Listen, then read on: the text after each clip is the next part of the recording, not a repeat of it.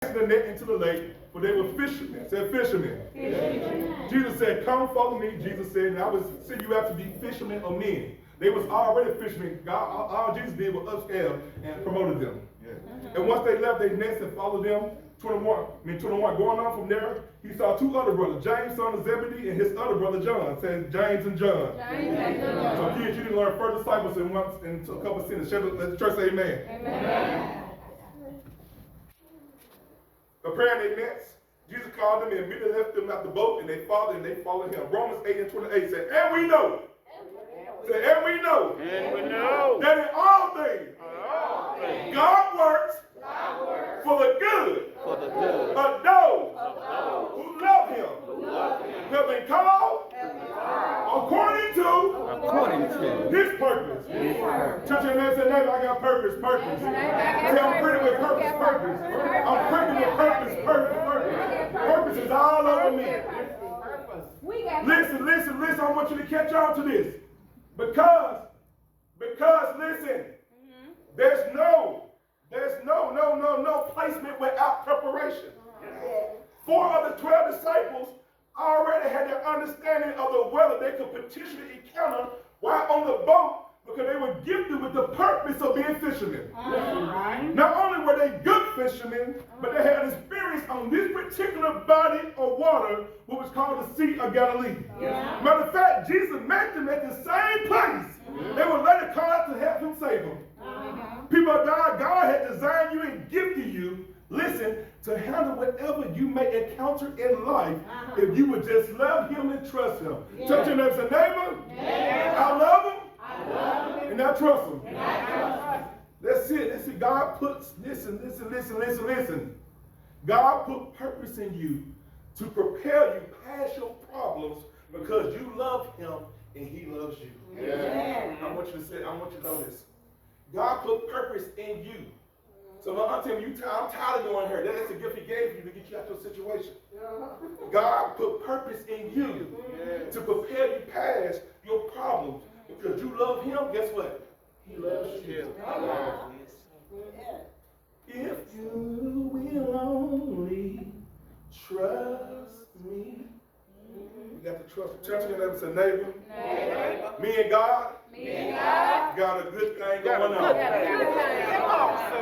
Turn to the neighbor. They too young. Turn to some seasoned saints and say, neighbor. Oh neighbor.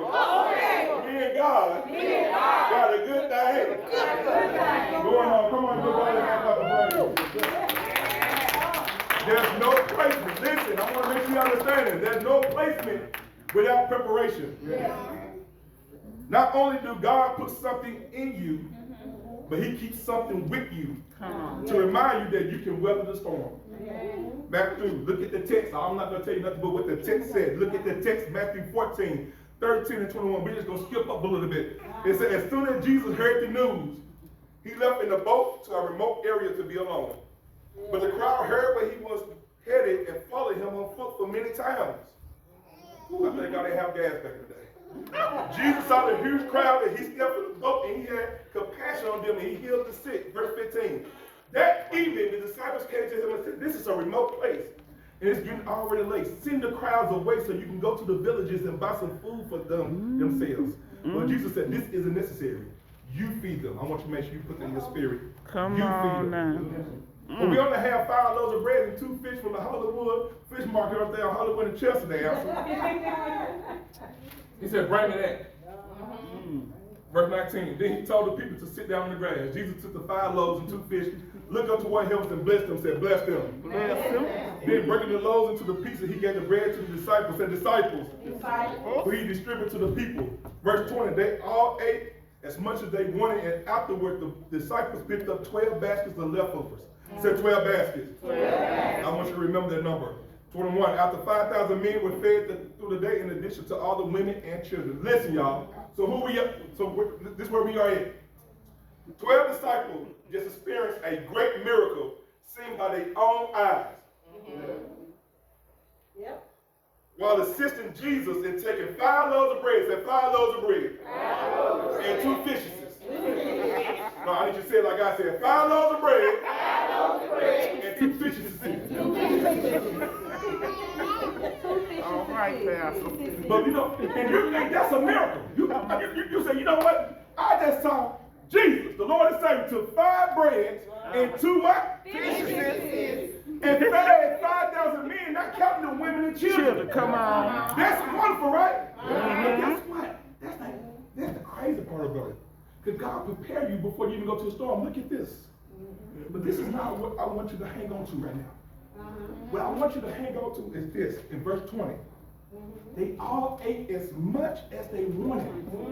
And afterwards, the disciples picked up 12 baskets of leftovers. Yes. How many baskets they had? 12. How many disciples? 12. So when they got in the boat, how many baskets did each disciple have? 1. Yes. So you're telling me that, hey, I just saw you take 5 loaves and 2 what? Fishes.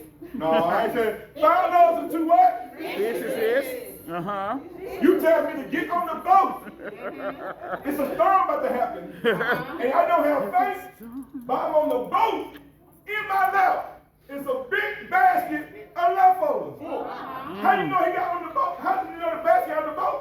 It's leftovers. Yeah. Black folks know about that. What you do with leftovers? You take it, you put it up for another day. Yeah. Come on now. Let the church say amen.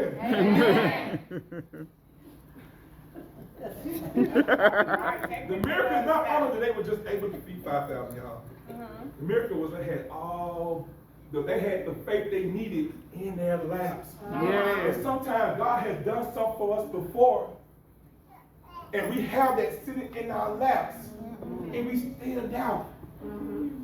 You said you had a sick baby. The sick baby is right now. You're going through something. You see a sick baby who was sick and who ain't supposed to make it live. He's skipping and hopping around.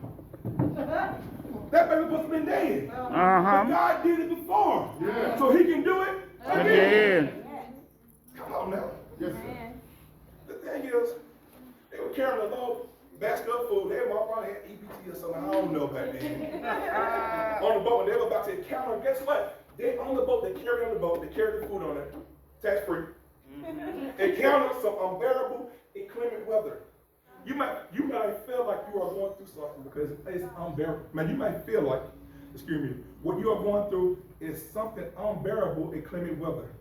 It might seem like life waves are hitting you back to back to back to back.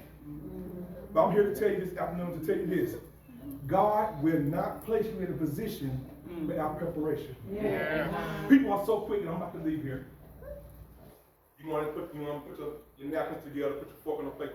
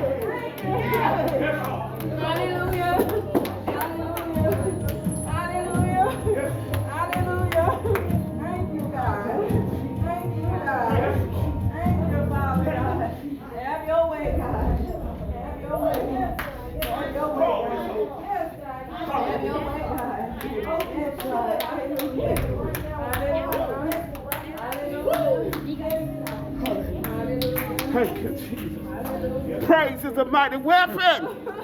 Thank you, Jesus. Who glory. Thank you, Jesus. Thank you, Jesus. Thank you, Jesus.